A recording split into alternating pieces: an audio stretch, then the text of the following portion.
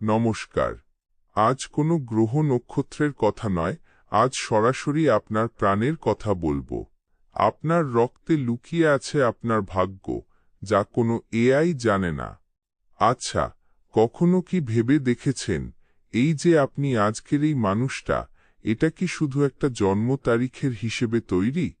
আজ আমরা কৃত্রিম বুদ্ধিমত্তা বা এআই নিয়ে মেতে আছি, ভাবছি একটা মেশিন আমার ভাগ্য বলে দেবে।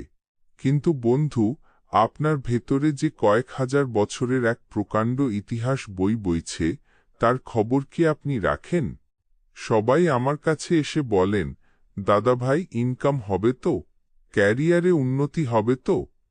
আমি হাসি, কারণ আপনি শুধু ফলটা দেখছেন, গাছটাকে নয়। আপনার পিতৃবংশ আর আপনার মাতৃবংশ হল আপনার জীবনের সেই আদি বৃক্ষ। আপনার বাবা ঠাকুরদা আর আপনার মাতুল বংশের যে আশীর্বাদ আপনার ধমনীতে বইছে, তা পৃথিবীর কোনো এআই ক্যালকুলেট করতে পারবে না। মনে রাখবেন, বংশের শিকড় যদি তৃষ্ণার্ত থাকে, যদি পূর্বপুরুষের প্রতি শ্রদ্ধা না থাকে, তবে কোনো যন্ত্র বা কোনো পাথর আপনার ভাগ্য বদলাতে পারবে না। যে গাছের গোড়ায় জল নেই, সেই গাছে কি মিষ্টি ফল আশা করা যায়? আজকালকার ছেলেমেয়েরা মনে করে এগুলো পুরনো দিনের কথা, কিন্তু এটাই আসল বিজ্ঞান। আপনার ডিএনএ তো শুধু আপনার বাবা মায়ের নয়, এ তো আপনার 7 পুরুষের সঞ্চয়।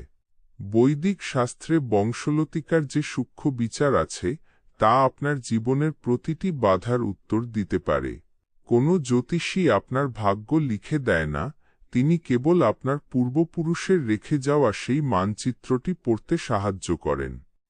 তাই আপনাদের বলি, শুধু রাশিফলের পাতায় নিজের ভবিষ্যৎ খুঁজবেন না, বরং খুঁজে দেখুন নিজের শিকড়কে। বাবা মায়ের চোখের জল আর পূর্বপুরুষের অবজ্ঞা নিয়ে কোনোদিন রাজার জীবন পাওয়া যায় না। আপনার বর্তমান পরিস্থিতি যদি জটিল হয়, তবে একবার নিজের বংশের দিকে ফিরে তাকান। সেখানকার জট খুললেই দেখবেন আপনার আগামী দিনের পথটা ফুলের মতো মসৃণ হয়ে গেছে।